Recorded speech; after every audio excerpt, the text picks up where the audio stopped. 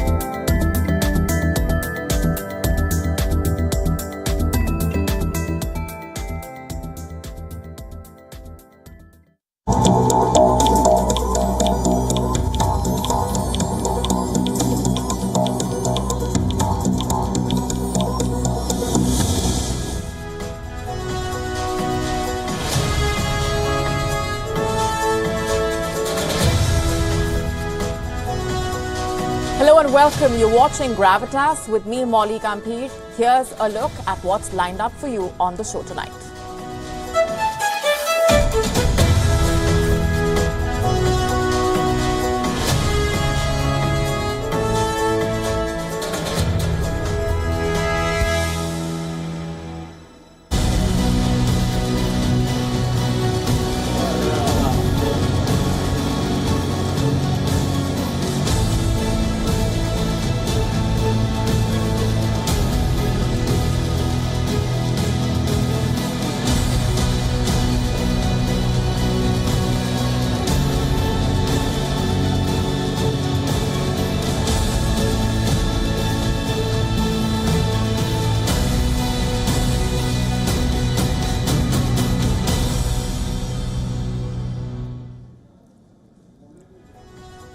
Our cover story tonight is about the NATO summit and the Catch-22 situation that Ukraine finds itself in. No timeline has been set for Ukraine's NATO membership. You heard that right. All those statements later, there is no timeline, and the Ukrainian president is calling this absurd. But what is the NATO thinking? What is the game plan here? Are there secret terms and conditions? If yes, what are they? And how should Ukraine be seeing this? And what about Russia? All this and more coming up in just a few minutes as we piece together what transpired. Also on the show for you tonight, we tell you all about India's moon mission as it's aiming for the moon once again and gearing up to make history. It is a test for democracy in Thailand. Which way will things go? The Taliban are batting for Elon Musk. They have picked a side in the Threads versus Twitter war. We tell you why this stands out. India's tomato crisis leading to desperate moves. We tell you what's happening on the ground and whether there is any relief on the horizon.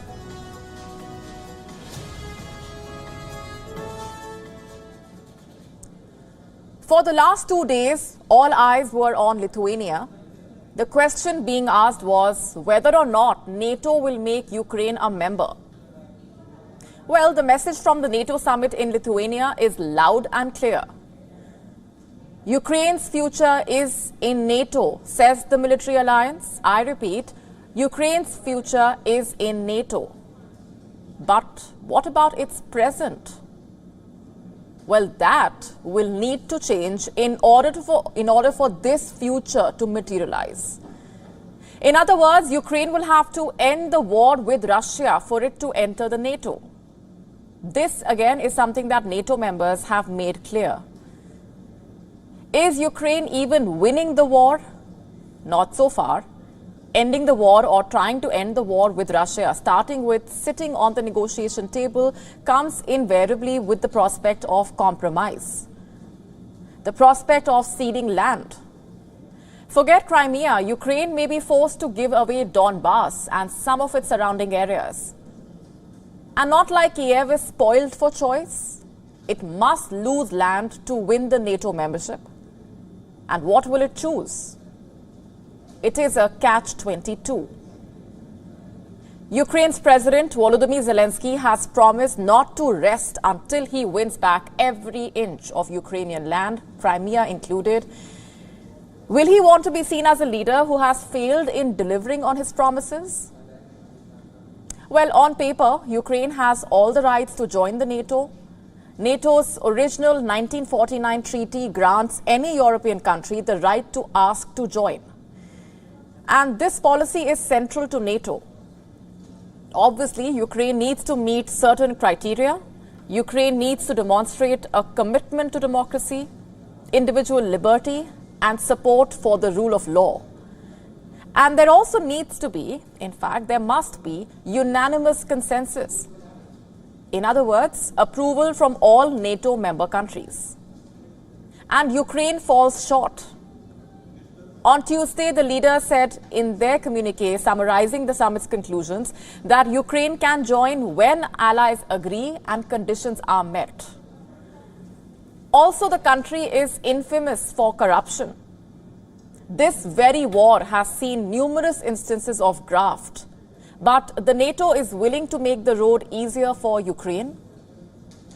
Meanwhile, as a consolation prize, NATO members have come up with a new NATO-Ukraine Council, one with a seat reserved for Ukraine. Volodymyr Zelensky attended its inaugural meeting. That apart, did he really achieve much at the NATO summit, or was it a damn squib for Ukraine? Or did NATO fail Ukraine after provoking Russia into a war? Well, the answer depends on the color of lens through which you look at the war. The fact of the matter is, Zelensky is going back without an invitation to NATO. But NATO says Ukraine is closer than ever to NATO membership. But how close exactly is the question? You see, there is no way to define or quantify that. And this is exactly what Zelensky is unhappy about, that there is no timeline. Zelensky is calling this unprecedented and absurd because closer than ever can mean 5 years or even 10. And NATO, by the way, seems to be okay with that. What it is not okay with is a war with Russia, which it will invariably be dragged into the very moment it allows Ukraine to join NATO. The alliance believes that a war against one member is a war against all, and if Ukraine enters NATO in the middle of war, the other NATO members will automatically be dragged into Ukraine's war. The question that's being asked is, does an immediate NATO membership for Ukraine contribute to Europe's stability, or does it destabilize it even further? A direct conflict between the US and Russia, or much of Europe and Russia, will be disastrous. And NATO is desperate to avoid both. Before flying to Lithuania for the NATO summit, Biden had told an American news network, and I'm quoting, "I don't think there is unanimity in NATO about whether or not to bring Ukraine into the NATO family now, at this moment, in the middle of a war." Quick history. It was Joe Biden who had urged the NATO to accept Poland, Hungary, and the Czech Republic as member states in the late 1990s. This was following the collapse of the Soviet Union. But now, with Ukraine consumed in a war, Joe Biden is treading much, much more carefully. So, how long will it be before the war ends? It began in February 2022. It is July 2023 now. There are no signs of either side scaling down the offensive, and Ukraine's counteroffensive, in fact, is in full swing as I speak. And Russia has not stopped attacking major Ukrainian cities. So, back to the question. when and where does this end and how? We know that China has come up with a peace deal. Chinese envoys have met officials from both Russia and Ukraine to discuss this deal. But you must remember that the deal makes no mention of withdrawal of troops. In other words, the areas that Russia has occupied, the areas where the Kremlin has managed to position its troops, remain with Russia. And we are looking at quite a large chunk of area, by the way, including major cities like Donetsk, Mariupol. So is Ukraine willing to make peace with this status quo? Like I began by saying, it is a catch-22.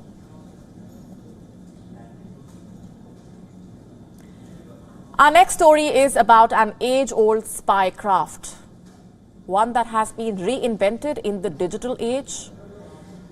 I am talking about honey traps, the oldest trick in the book of espionage. It is being served with a new age digital twist. Let me explain. You see, in today's cyber world, this craft has gained a whole new dimension, courtesy popular social media platforms, the likes of Facebook, Instagram, Twitter. They are being used to trap potential targets, mostly through fake profiles of alluring women. A country that has aced this game is Pakistan. In the last 7 months, Pakistani spies have used the honey trap to lure Indians from various fields to spill crucial information. Information which compromises not only their safety but also India's national security. The latest instance comes from Ghaziabad, in the state of Uttar Pradesh. On Tuesday, the Ghaziabad police arrested a contract worker who was employed in the Union Ministry of Finance. Why? For leaking classified information about the ministry to an individual living in Pakistan's Karachi. Investigators say he connected with the alleged woman on social media and subsequently engaged in detailed conversations via WhatsApp. And the police have recovered numerous documents from his phone. They are related to the finance ministry and contain information about events like the G20. And interestingly, this employee also received money online in return for sharing the documents. Now remember, this is not a standalone event. Just 2 months back, Pradeep Kurulkar, a DRDO scientist from Pune, was arrested by the Maharashtra Anti-Terrorism Squad in a similar honey trap case. He was found to have communicated with operatives of Pakistan's intelligence agency through WhatsApp messages along with voice and video calls. And he did all of this while performing his official duties. The suspects seemed to have been attracted by images of women on social media platforms, and he subsequently established contact with them. Some of them happened to be Pakistani intelligence agents. And last we checked, the official was booked under the Official Secrets Act. And then on the 27th of July last year, an Indian soldier was honey-trapped by Pakistani agents. He was arrested by the CID intelligence wing of the Rajasthan police. The accused shared sensitive information to 2 women he befriended on social media. One of them claimed to be an executive engineer in the Indian Army. The other pretended to be a military nurse. In an attempt to impress them both, he unwittingly shared sensitive information. And this included secret documents and videos of the regiment. And just 3 days back, an official at India's border security force was honey-trapped by a Pakistani agent. He came in contact with her in January this year and shared several sensitive documents regarding electrification work in the under construction and existing buildings of the BSF. And it is alleged that the woman honey-trapped Balia through WhatsApp, posing as an employee of a private firm. All of these incidents are striking. They just tell you how serious and wide-ranging this problem of honey trapping really is, especially from across the border. And the question is, what can India do about it? Well, there are several countermeasures that India can employ, like investing in the latest technologies for early and better detection of viruses, conducting frequent workshops to sensitize defense personnel against cyber risks, also conducting timely reviews and audits of all government-linked devices, developing a methodology to embed dormant malware in all sensitive data and devices which will be able to track the bad actors and also destroy the documents with a programmed kill switch. The honey trapping menace is in risking India's national security, and it is time we reinforce our cyber defenses to prevent any such cases in the future. Meanwhile, India is gearing up to make history. Its lunar aircraft, Chandrayaan-3, is all set for launch. India's largest rocket, LVM-3, stands assembled at the Satish Dhawan Space Center in Andhra Pradesh. It will be taking Chandrayaan-3 to the moon, and with that, it will also take India to new heights, sealing the country's place in the Space Leaders Club. And if everything goes as planned, Chandrayaan-3 will be the world's first mission to land near the lunar South Pole. That's right, all previous spacecraft have landed near the lunar equator. The south pole of the moon remains largely unexplored, with low-angle sunlight and deep and permanently shadowed craters. The moon's south pole poses difficulties that no other missions have faced, but India is ready to take the challenge head-on with Chandrayaan-3. And it will also become the fourth country to conduct a soft landing on the moon. Only the US, China, and the Soviet Union achieved this feat so far. What is India's lunar aircraft going to do exactly? It has three objectives, mainly.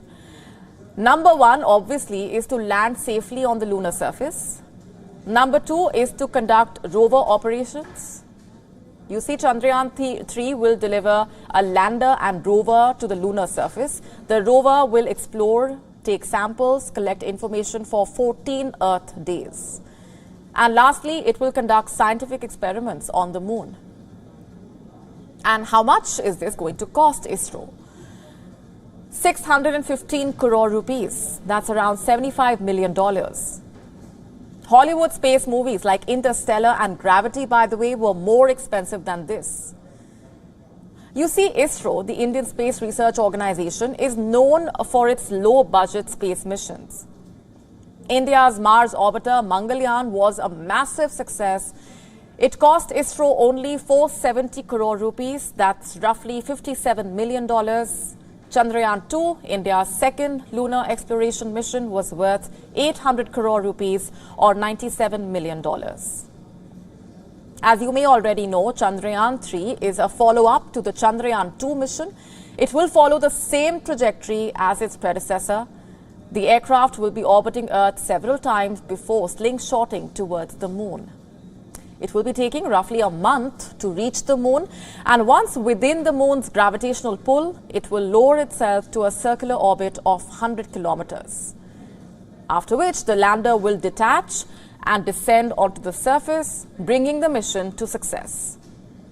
It has been almost 4 years since Chandrayaan-2 fell short of expectations, but the memories are still etched in the minds of Indians.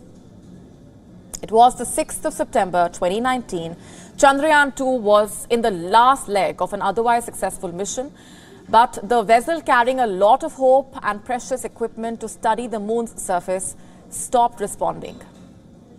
It was a sad day for Indians around the world. Contact with the Vikram lander was lost. The ISRO chief, remember, broke down. You might have seen these videos. The Indian Prime Minister was seen consoling him. And now all hope is riding on Chandrayaan-3. Will it establish India among the world's space leaders? The race to space is getting crowded. The US aims to put astronauts on the moon within this decade with its Artemis mission. China and Russia are pipelining billions of dollars in space exploration. China has its own space station. Reports say it has even planned mining the moon for minerals. And where does India stand in this race? The country is emerging as a key player in the global space sector. Chandrayaan-3 is not the only Indian aircraft venturing into space. ISRO has had quite a few missions on the launch pad. It also has them lined up. Aditya L1 also expected to take off this month. It will be India's maiden space-based mission to study the sun. And then there is Gaganyaan, which aims to launch Indian astronauts into space. The mission is still in the making, but significant developments are going to take place this year. It could take flight by the year's end. And earlier this year, India's space sector also opened gates to private entities. Startups and private players are also building rockets and satellites. You see, India's space industry is booming, to say the least. Excitement is running high for the launch of Chandrayaan-3. Will India make history? The countdown has begun. Watch this space. We've talked about this earlier on the show. From flash floods and massive landslides, broken highways and destroyed homes, we've been telling you about heavy rainfall has been wreaking havoc in India. The Met Department says the rainfall is expected to ease in the coming days. What are things looking like on the ground? Have a look.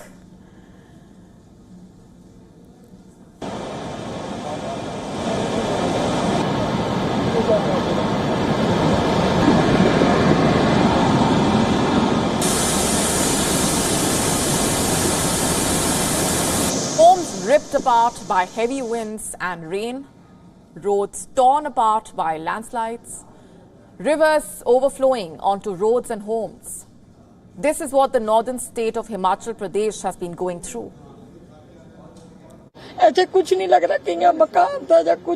Everything I owned has been washed away by the floods. I lived alone and earned my livelihood as a maid at other houses, and sometimes I was also engaged in manual labor, intensive jobs.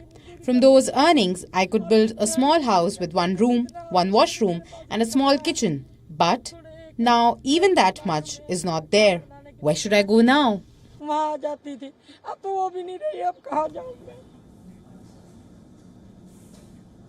And in the latest, the state's Chief Minister Sukhwinder Singh Sukhu says that at least 31 people have lost their lives. The Met Department saying that the rainfall in the state will subside in 2 days, but it has also warned that landslides may occur in a few places in the next 2 days. Officials say that Himachal Pradesh, New Delhi, Chandigarh, Haryana, Punjab, Rajasthan and Uttar Pradesh have been the worst hit.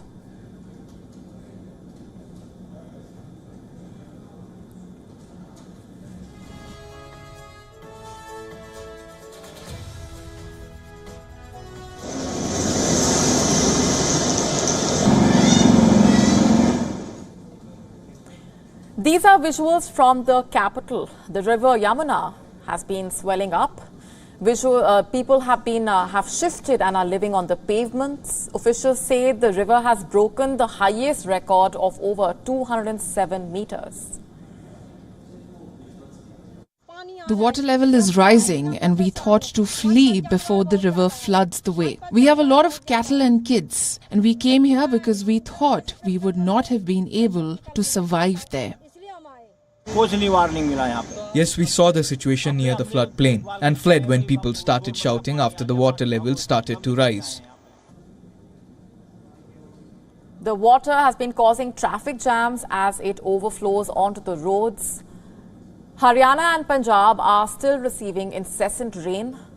The Haryana Chief Minister also visited the worst-hit Ambala district to take stock of the situation.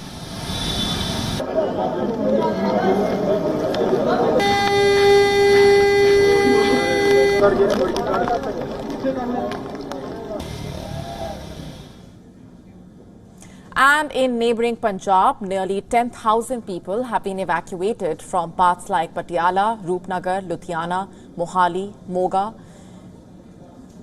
So what caused the relentless rainfall? Experts say it's due to the meeting of a western disturbance and the monsoon trough. Most officials say that the next 2 days could change things.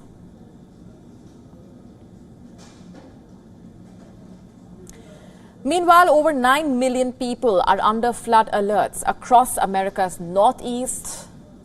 People in New York, Vermont, for example, have been evacuated from their homes. At least 6 people have died in the Japanese island of Kyushu. China is witnessing heavy landslides along with intermittent rainfall. At least 8 children died due to a landslide triggered by rain in Pakistan. What is causing such extreme rainfall? Should we be blaming this on climate change? Our next report getting you all the details. These are the before and after pictures of Vermont, showing just how badly it has been impacted by the harsh weather. All the people that are experiencing property damage, I mean, I know economically things haven't really been the greatest for a lot of people right now, and I think unfortunately this could be kind of a breaking point for a lot of people financially. I'm crying. My entire store is upended. My freezers are all over the place. The stock that I had up 3 feet is now all over the floor. The stuff that I had up 4 feet and higher is fine. Small refrigerators upended. Everything is ruined. The National Weather Service says that dangerous and widespread flash flooding is expected across the New England region in the United States. President Biden has approved an emergency declaration for Vermont after heavy floods took over the capital of Montpelier. This is New York's Hudson Valley. The fast-flowing water is nearly washing over the homes. Emergency workers are trying to control the situation.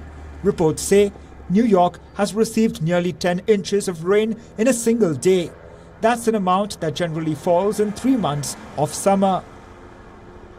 At least 6 counties are under a state of emergency, and officials are scrutinizing roads and bridges to ensure they are not structurally compromised. The New York Governor Kathy Hochul has called it a once-in-a-thousand-year event. The United States is not alone. These are the streets of Pakistan, water continuously flowing throughout the day. Roads filled with water, vehicles struggling to cut through. The drainage system is totally defective. In the first place, the drainage motors don't work, and when they do, the gutter water spills out of the gutters. A little bit of rain and water starts spilling out. You can imagine how miserable our lives have become when the gutter water boils out.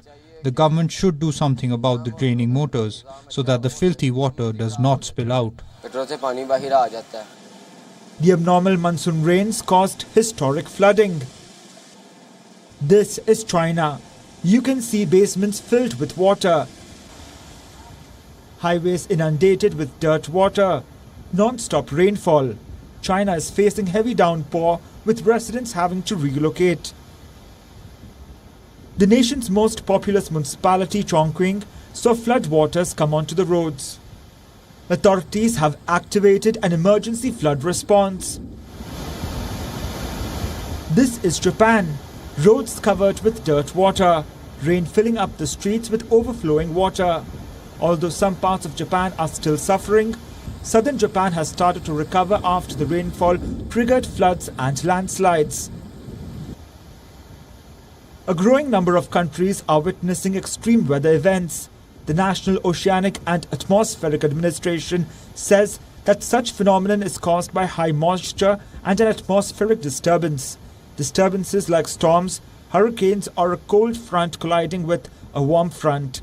Experts say that the longer such conditions persist in the same place, the more extreme rainfall a place is likely to receive. Climate change is playing a huge role. You see, the warmer air due to the burning of fossil fuel causes more water to evaporate. The evaporation makes precipitation events more extreme.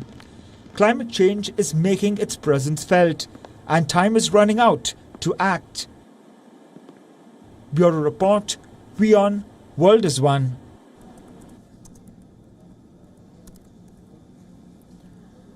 It is a crucial day for the Thai democracy. The newly elected 500-seat lower house and the 250-member Senate will be choosing the new Prime Minister in hours from now. And for this, a candidate would be needing more than half of the legislature's votes. This amounts to 376 supporters. How exactly will this fare for the people on the ground? Back in May, his party won the most seats during the elections. He was chosen by the people of Thailand, delivering a crushing blow to army-linked parties. Pita's alliance has 312 seats, which means he needs 64 votes from other parties or from senators. But that will not be easy. You see, Pita is young and dynamic. His party is anti-establishment, and it's too much for Thai senators to stomach. All 250 of these senators are appointed by the Royal Thai military.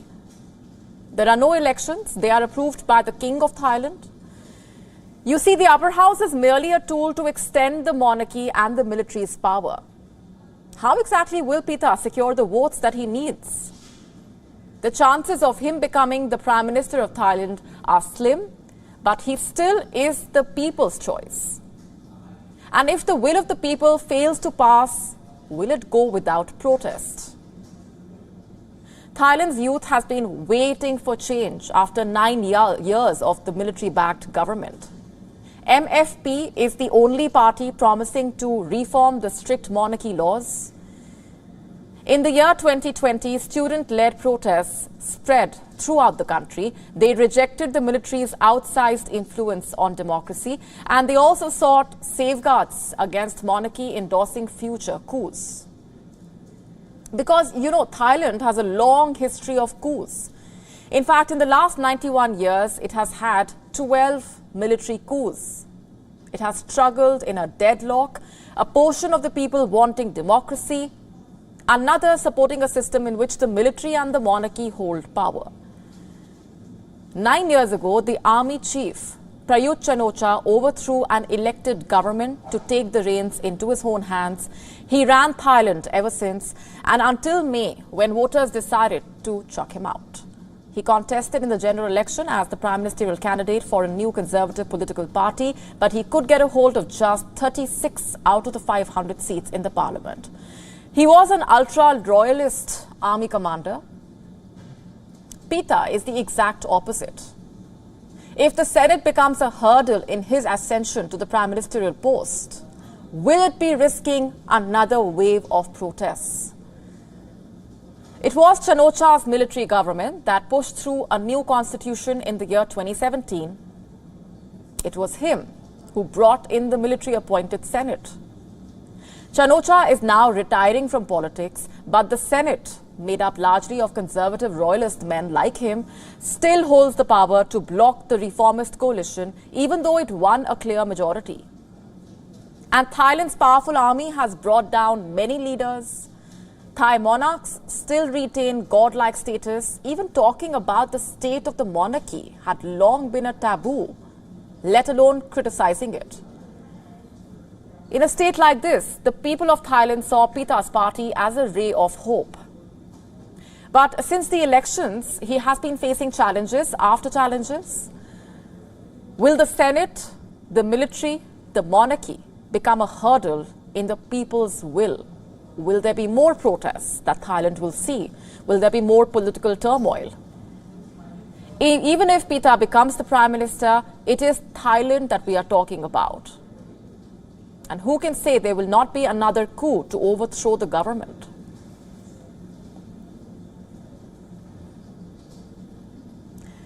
And our next story is about Twitter. It has just won the support of a major backer against its fast-growing rival Threads. Only that this backer happens to be the Taliban. That's right. It seems the rulers of Afghanistan are really fond of the Twitter CEO, Elon Musk. And why do I say that? Here's why. Look at this tweet. It's from Anas Haqqani, a member of the Haqqani network and a prominent thought leader in the Taliban. He has officially endorsed Twitter over Threads, Meta's Threads platform, calling it a good platform for freedom of speech.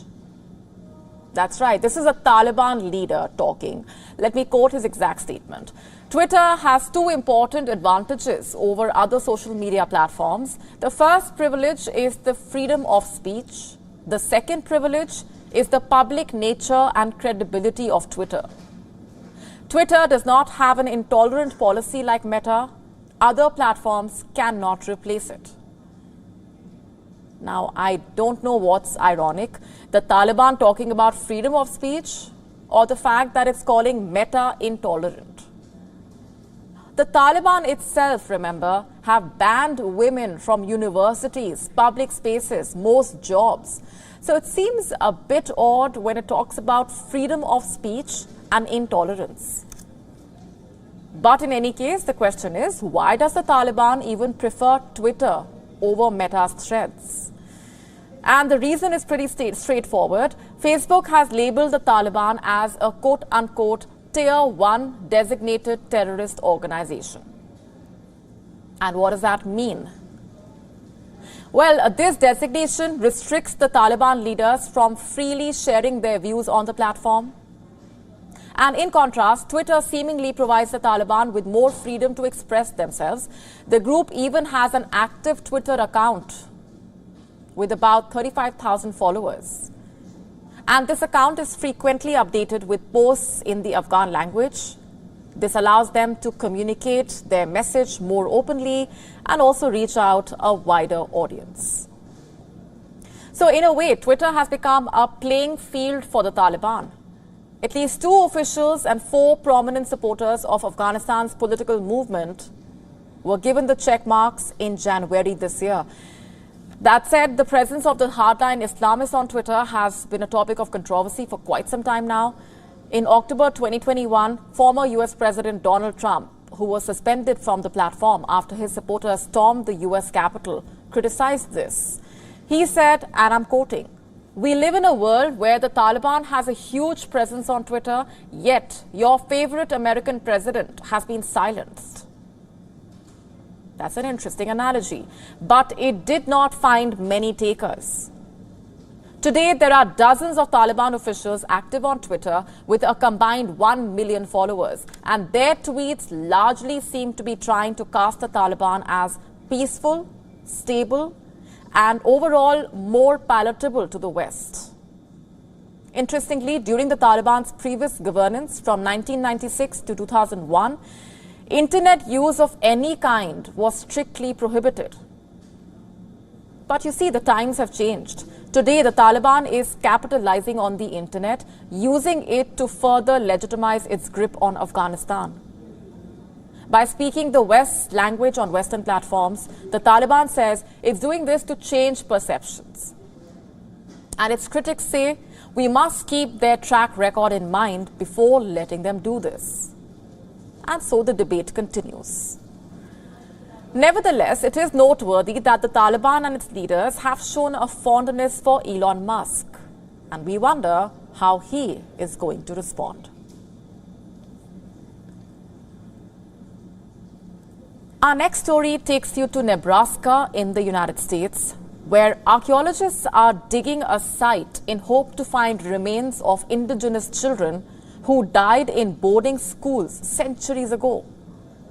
These children were separated from their parents as part of the state policy. Some of them died from diseases like typhoid, and some were apparently accidentally shot. But many of their bodies were never sent back home to their grieving families. Our next report telling you more. These archaeologists are digging at a remote site in Nebraska. They are looking for a lost town or an ancient well. They are looking for children whose graves have been lost to time. These children belong to indigenous tribes. In the 1800s, the state separated these children from their families and put them in Native American boarding schools. The idea was to eradicate the culture and languages of the indigenous population. There were at least 400 such schools working towards this goal. One of them was called the Genoa Indian Industrial School. It opened in the year 1884, some 145 kilometers from Omaha. At its height, the school was home to around 600 children. They were from over 40 different tribes. Several of these students died, some to diseases and some to strange circumstances. Reports say at least one student died due to so-called accidental shooting. Were their bodies ever returned home to their families? Some were. The others weren't as lucky. They were buried on the school grounds, somewhere here. This boarding school closed in 1931. Its buildings were demolished in the decades that followed, and the graves of the children were lost to time. Today, this area boasts of farm fields, railroad tracks, and also a canal. But where are the graves of the native children? In 2021, when remains of hundreds of native children were found in sites across US and Canada, the search for the Genoa's missing children gained renewed interest.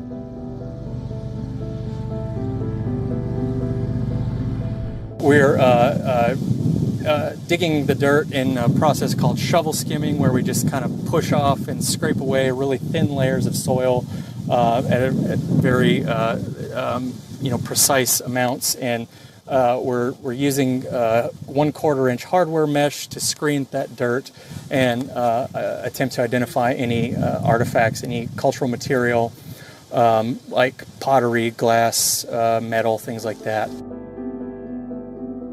At least 500 children died at some of the boarding schools in America. Experts say that number could be thousands, even tens of thousands. But why are archaeologists reopening the chapter over a century later? Bureau Report, WION, World is One. If you are a woman watching this show, this story is for you. When was the last time you had to take a day off from work because you were having unbearable period pain? Were you able to take the day off?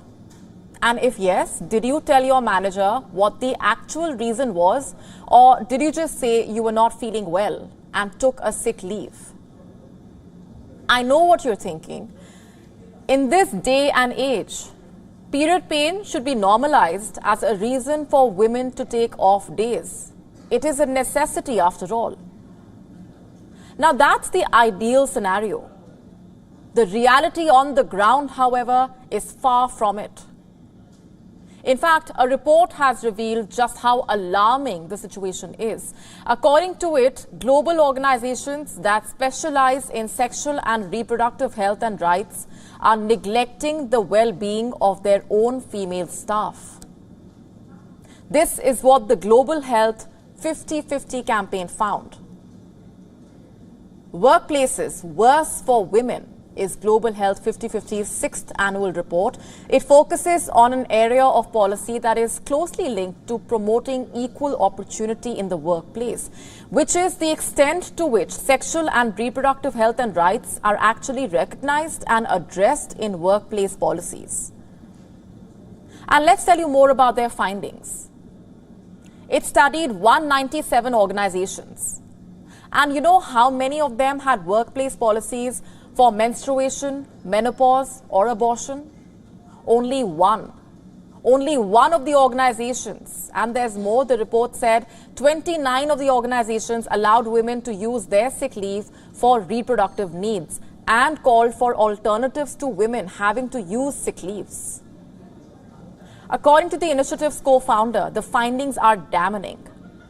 Professor Sarah Hawke says despite being in the 21st century, gender discrimination continues to be perpetuated in all areas of life for women. The thing is, if you are supposed to use your sick leaves for periods, it categorizes as a sickness. But it's not. It's a completely natural process. Also, how can you be expected to use up your sick leaves for something as basic as periods and menopause? And these are organizations that should be leading by example, by the way. But they are failing to set the standard for sexual and reproductive health and rights in their own workplaces. And this leads me to ask, are we even prepared to have women at workplaces to safeguard their basic rights? The report highlighted that only 18 organizations provided full maternal health benefits to staff who had suffered a miscarriage or stillbirth. Only 21 organizations had domestic violence policies to support their employees. And these are organizations fighting for women's basic rights. But they don't seem to be applying this to their own workplaces. Taboos around sexual and reproductive health remain deeply rooted in our societies. Sexual and reproductive health and rights in the workplace continue to be generally ignored, overlooked, and often unspoken about. And it's high time that changed. Sexual and reproductive health and rights are fundamental to gender equality in all spaces. Because if we truly want our workplaces to have equal rights and opportunities, we cannot continue to ignore these basic rights of women.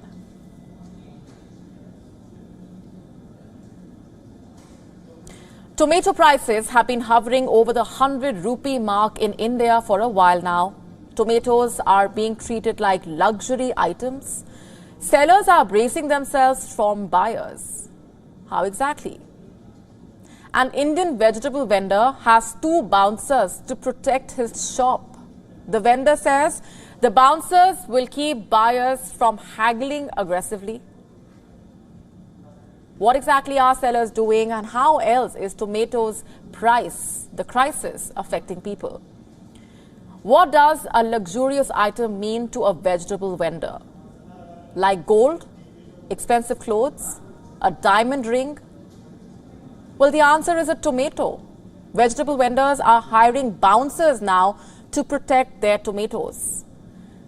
In the northern state of Uttar Pradesh, a vegetable seller has 2 bouncers to shield his tomatoes. The bouncers will protect them if a customer gets aggressive while haggling. A party worker says that the tomatoes sell for 140 to 160 rupees per kg. This is several times higher than the price of other items. The leader says, and I'm quoting, "Since we have tomatoes in the shop, we don't want any arguments. And so we have bouncers here. Tomatoes are selling for 160 rupees per kg. People are only buying 50 to 100 grams. Although the leader refused to reveal how much the bouncers are being paid, he said that customers are coming in the same numbers, but they are less militant about the pricings now. It seems like hiring bouncers is working out for the vegetable vendor, but surprisingly, the tomato price hike has also come as a blessing for some. In Karnataka, a middle-class farmer's family got a payoff of over $46,000 by selling tomatoes. They sold over 2,000 boxes of the tomatoes, which means each box sold for a whopping price of over $23. But the situation seems to be getting worse for others. Many restaurants have either stopped using tomatoes or using the alternative, where one person is using canned tomato puree instead of using actual tomatoes. Another has just stopped serving tomatoes to its customers. One example is that of McDonald's. We told you earlier about how that restaurant stopped using tomatoes and the poster that was put out outside one of the restaurants. To stabilize the tomato price crisis, the government has asked the suppliers to procure tomatoes from Andhra Pradesh, Karnataka, Maharashtra, because those states can help other areas facing the biggest jump in prices. So why have tomato prices reached this level? Experts say the heavy rainfall has affected the distribution of the tomatoes. The increased transit losses have added to the price rise. And the other factors are, number 1, extremely hot temperatures. Number 2, untimely heavy rain in some growing areas. And number 3, pest attacks in the farms of southern India. Climate change, of course, had a role to play. While such price hikes have been common in the last 2 to 3 decades, the rise is especially dramatic this year due to extreme weather conditions. And experts say that this price hike will be temporary. Prices are expected to fall by next week, but that also depends on how long the heavy rainfall will continue.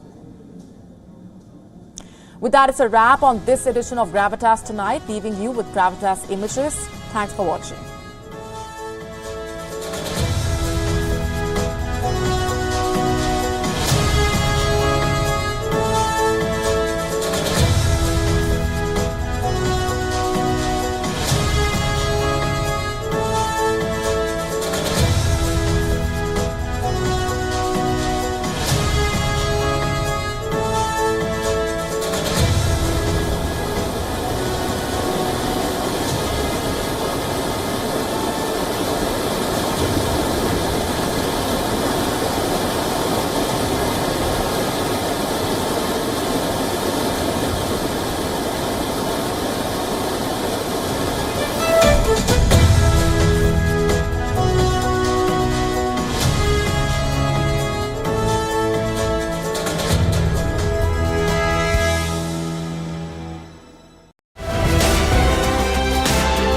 WION Health Resort is unique, the only one of its kind.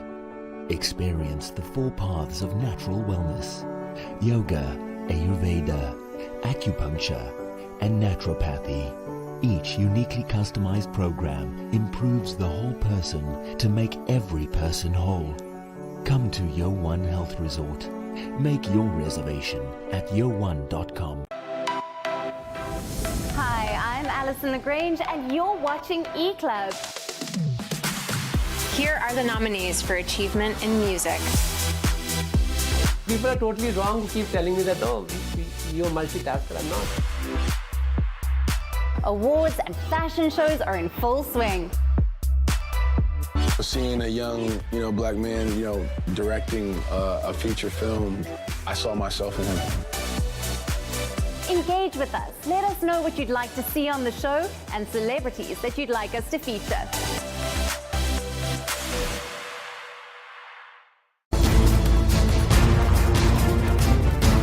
After the collapse of the Kherson Dam and the deluge caused, fighting intensifies between the Ukrainian and the Russian forces. As the much talked about Ukrainian counter-offensive seems to be getting underway, France, Germany and Poland firm up talks on the security guarantees